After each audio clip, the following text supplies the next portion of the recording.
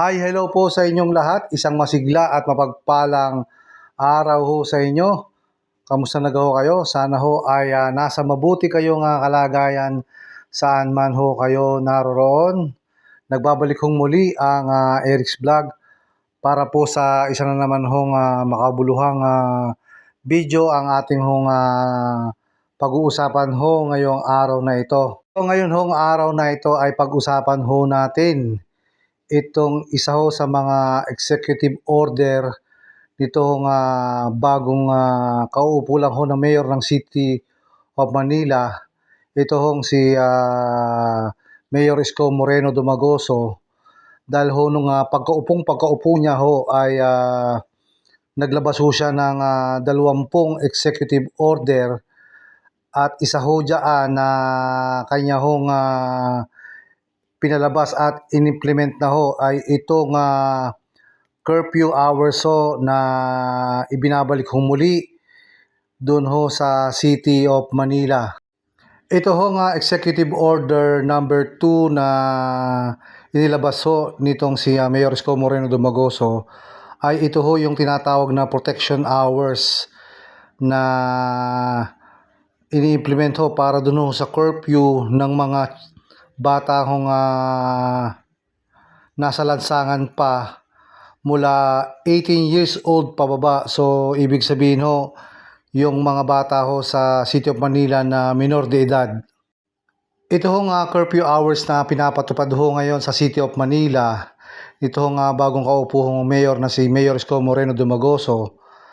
Ang oras ho na ipinatutupad ho doon ay alas 10 ng gabi hanggang alas 4 ho ng madaling araw. So, ibig sabihin ho, bawal ang mga minor de edad, 18 pababa, napakalat-kalat ho sa lansangan dahil huhulihin ho sa mga checkpoint at sa mga iba't ibang lugar ho ang lahat ho ng minor de edad na bata na nasa lansangan pa mula ho alas 10 ng gabi hanggang madaling araw ho ng alas 4. So, yan ho ang Executive Order 2 na ipinatutupad ngayon sa City of Manila. Ayon ho kay Yorme Isko Moreno Dumagoso ay meron daw ho mga ulat na kung saan ho ay may mga bata ho na gumagala sa lungsod sa oras ho ng hating gabi at ito ho ay nagiging sanhi ng pagkakabalisa ho ng mga residente sa lungsod ng Manila at ito ay nagiging maaaring maging banta sa kapayapaan at kaayusan ho ng lungsod ng Maynila. Yan ho ang pagkakasabi ho ng bagong mayor ho ng City of Manila na si Mayor Isko Moreno Dumagoso. Binanggit din ho ni Yorme Isko Moreno Dumagoso na meron ho mga kaso ho na kung saan ang mga minor de edad ay bumibili ho ng mga alak at umiinom sa hating gabi at nagkakaroon din ho ng mga awayan sa kalye.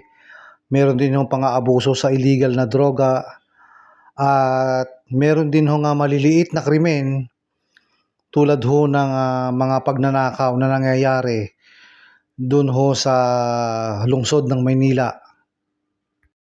Ayon din ho kay Yorme Isko Moreno Dumagoso, sinasabi niya ho na para itaguyod ang kapakanan ng mga bata at para protektahan sila mula sa anumang uri ng pinsala na maaaring mangyari sa kanila, kailangan ho na mayroon daw hong pangangailangan na magpataw ng mga oras para ho proteksyonan ang mga minor de edad na bata ho sa lungsod ng Maynila. So yun ho ang naging batayan kung kaya ho naglabas ng executive order itong si Mayor Isko Moreno Dumagoso para ho proteksyonan ang mga minor de edad sa lungsod ho ng Maynila. So napakaganda ho ng adhikain na yan, yung curfew na yan, at least ho ay mababawasan ang mga kaguluhan sa oras ho ng hating gabi na kung saan ho ay marami na ho ang nagpapahinga mula ho sa kanilang trabaho at pati na rin ho ang mga estudyante na papasok pa ho kinabukasan. Ayon ho kay Mayor Isko ay binigyan niya na ho ng instruction ang MPD o yung Manila Police Department at yun ho Manila Department and Social Welfare para i-enforce ho yung mga protocols at establish ho yung mga checkpoints sa lahat ho ng papasok at palabas ho ng lungsod ng Maynila. Ang pinatutupad ho na curfew hours ngayon sa lungsod ng Maynila ay wala hong parusa pagkos ay lahat ho ng mahuhuli na minor de edad ay dadalhin ho sa kanilang mga bahay o kaya ho sa mga barangay official o barangay hall at pakakawalan ho ito at ibibigay ho sa kanilang mga magulang. So yan ho ang mangyayari kapag nahuli ho yung mga minor de edad. Napakalat-kalat to sa oras ng curfew hours mula 10 PM ng gabi hanggang alas 4 ho ng madaling araw. So dyan ho makikita natin na napaka-epektibo nito dahil ang mga tao ho dyan sa lungsod ng Maynila ay somehow ho magkakaroon ng kapayapaan sa oras ho ng hating gabi na kung saan ho karamihan nga ay nagpapahinga na. Ito ho yung mga larawan na kung saan ho ay nag-umpisa na nga hong i-implement itong curfew hours dyan ho sa lungsod ng Maynila. At ayon ho kay Yorme Isko Moreno Dumagoso, base ho sa kanyang sinabi kanina sa kanyang Facebook Live, ay meron hong 112 minors ang nahuli ho nila kagabi. At lahat ho yun ay tinurn over doon ho sa mga barangay officials at yung iba naman ho ay hinatid sa kanilang mga tahanan doon ho sa may mga magulang at mga guardian ho. So yan ho ang mga larawan hong kuha na kung saan talagang seryosong ipinatutupad ho itong curfew hours para ho sa kaayusan sa lungsod ho ng Manila.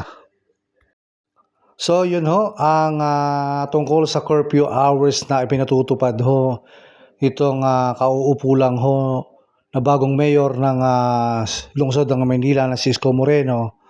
Ito nga hong curfew na nagsisimula sa alas 10 ho ng gabi at alas 4 ho ng madaling araw.